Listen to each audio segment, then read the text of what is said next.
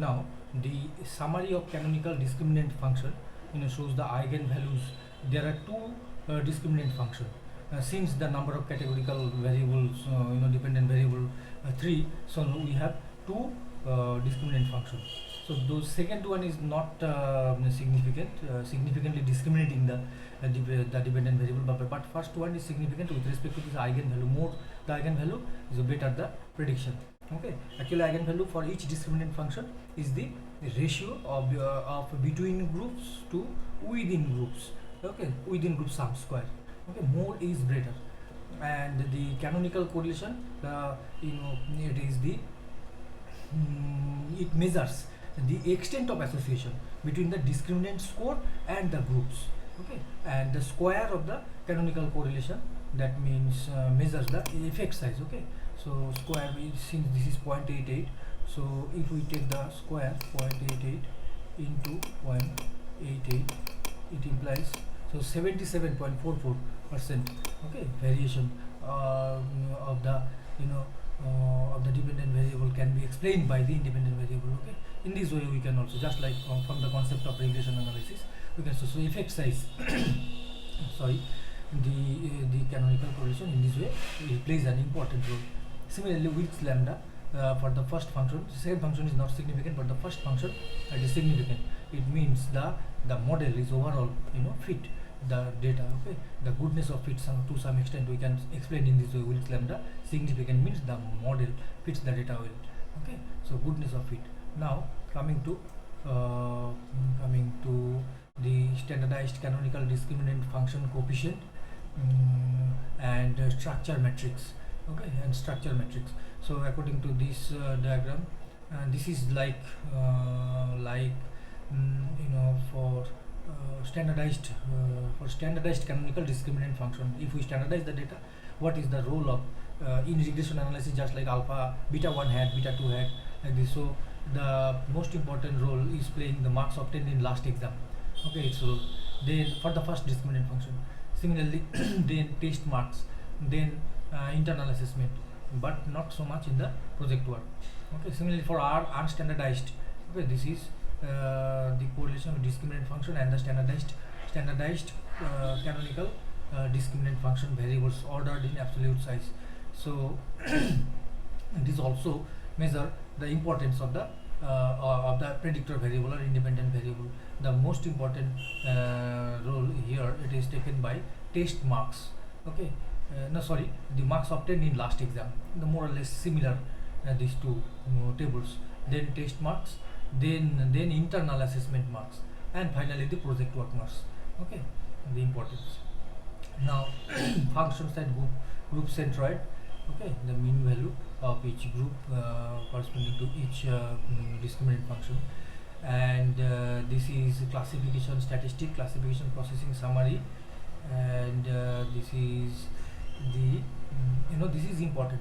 This means the discriminant function that is constructed on the basis of the linear combination of the predictor variables, and the with the help of discriminant score, the discriminant function predicts what the discriminant function predicts about the gradation. Okay, and if we compare the discriminant function derived prediction and the actual gradation, then 78.1% original group cases are correctly classified.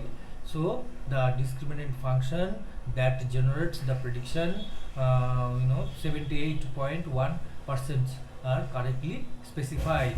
And in case of cross validated, okay, so this is also 78.1% cases are correctly specified. So this table is very, very important. To what extent the our estimated model, okay, discriminant function, okay, that predicts, that is 78.1% correctly specified. So now if we use for our prediction purposes, how it looks. Okay, how it looks.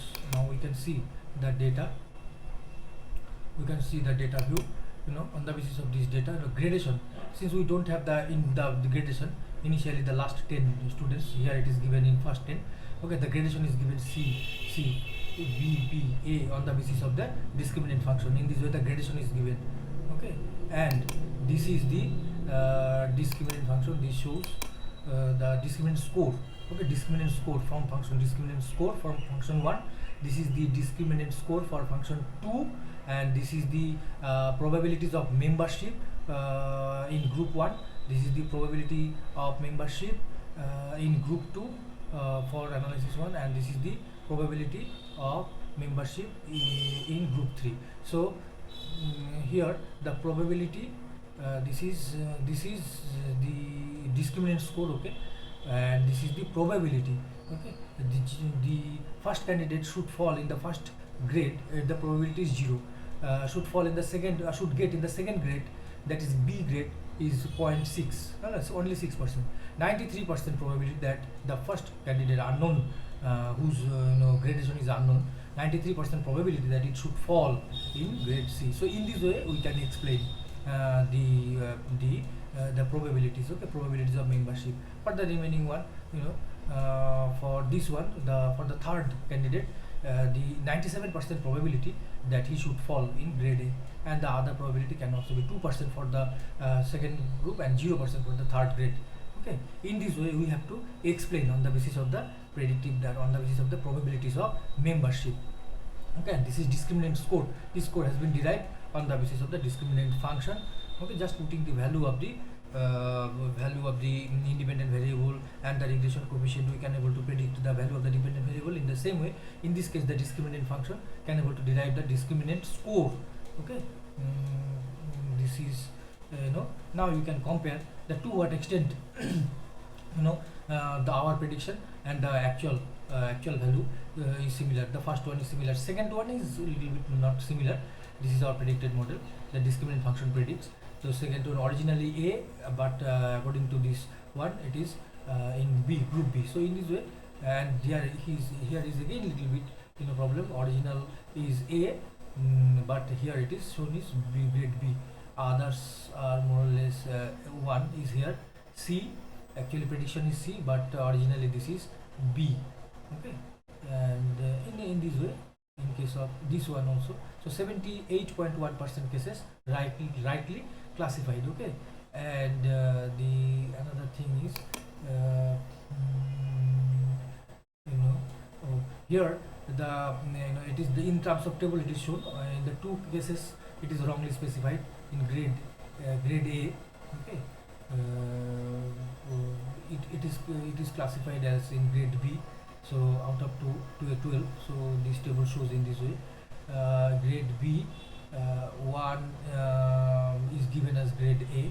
Okay, 7 is given in grade B. Okay, it is okay, but 1 is wrongly specified in grade A. It should be grade B. So in this way we have to explain to what extent the discriminant function can able to identify the classify whether it is the level of correction. Okay, if it is more than 70%, we can use these discriminant function prediction. Okay, for predicting the future result or future gradation. So in this way, roughly we can get the idea how to apply this tool and technique in our research work. I hope you will get little bit idea from these 3 or 4 videos. Okay, thank you for your patience hearing. That's all. For improvement, any suggestion is gladly accepted. Thank you. That's all.